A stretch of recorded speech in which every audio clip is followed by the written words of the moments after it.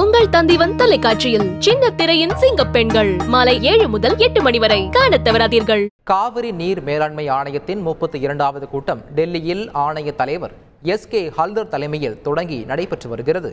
இது குறித்த கூடுதல் தகவலை செய்தியாளர் ராஜா வழங்கிட கேட்கலாம். ராஜா வணக்கம். நடைபெற்றிருக்கக்கூடிய கூட்டம் அது பற்றி விவரங்களை பதிவு பண்ணுங்க. வணக்கம். காவிரி நீர் மேலாண்மை ஆணையத்தின் 32வது கூட்டம் டெல்லியில் தொடங்கி ஹல்தர் தலைமையில் தொடங்கி நடைபெற்று வருகிறது. இந்த கூட்டத்தில் தமிழகம், கர்நாடகா, கேரளா மற்றும் புதுவை மாநில அதிகாரிகளுக்கு அழைத்திருக்கப்பட்டிருந்தது. இந்த கூட்டத்தில் 2024-2025 நடப்பாண்டுக்கான தண்ணீர் ஆண்டு பிலிக்கூண்டிலும் காரைக்காலும் பெறப்பட்ட தண்ணீர் விவரங்கள் குறித்து ஆய்வு செய்யப்படும் என தெரிவிக்கப்பட்டிருக்கிறது.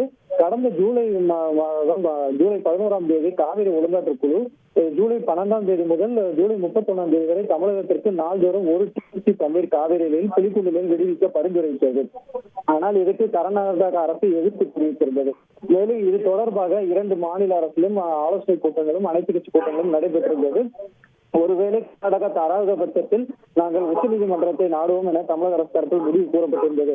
இந்த நிலையில் கடந்த சில நாட்களாக பருவமழை தீவிரமடைந்ததன் விளைவாக காவிரி நீர்பிடிப்பு பகுதியில் நீர்வரத்து அதிகரித்து உள்ளதாக கூறப்படுகிறது. 32வது கூட்டத்தில் தண்ணீர் விடுவிக்கப்பட்ட விவரங்கள் குறித்தும் விரிவாக விவாதிக்கப்படும். மேலும் மேற்கொண்டு தமிழகத்திற்கு கர்நாடக அரசு எவ்வளவு TMC தண்ணீர் திறந்துவிடுவது தொடர்பாக இன்று முடிவெடுக்கப்படும் என தகவல் வெளியாகி இருக்குது. மேகதாது அணை விவகாரம் இந்த விஷயம் குறித்து இந்த கூட்டத்தில் பேசவில்லை எனவும் தகவல்கள் வெளியாகி இருக்கிறது. இன்னும் சற்று நேரத்தில் இந்த கூட்டம் முடிவடைய இருக்கிறது. அதற்கு பிறகு கர்நாடக அரசு எவ்வளவு தண்ணீர் TMC தண்ணீர் திறந்துவிடும் என்ற அறிவிப்பு வரும் என எதிர்பார்க்கப்படுகிறது. முழு விவரங்களை வழங்கியதற்கு நன்றி ராஜா. உங்கள் தந்திவன் தொலைக்காட்சியில் சின்ன திரையின் சிங்க பெண்கள் மாலை 7 முதல் 8 மணி வரை காணத் தவறாதீர்கள்.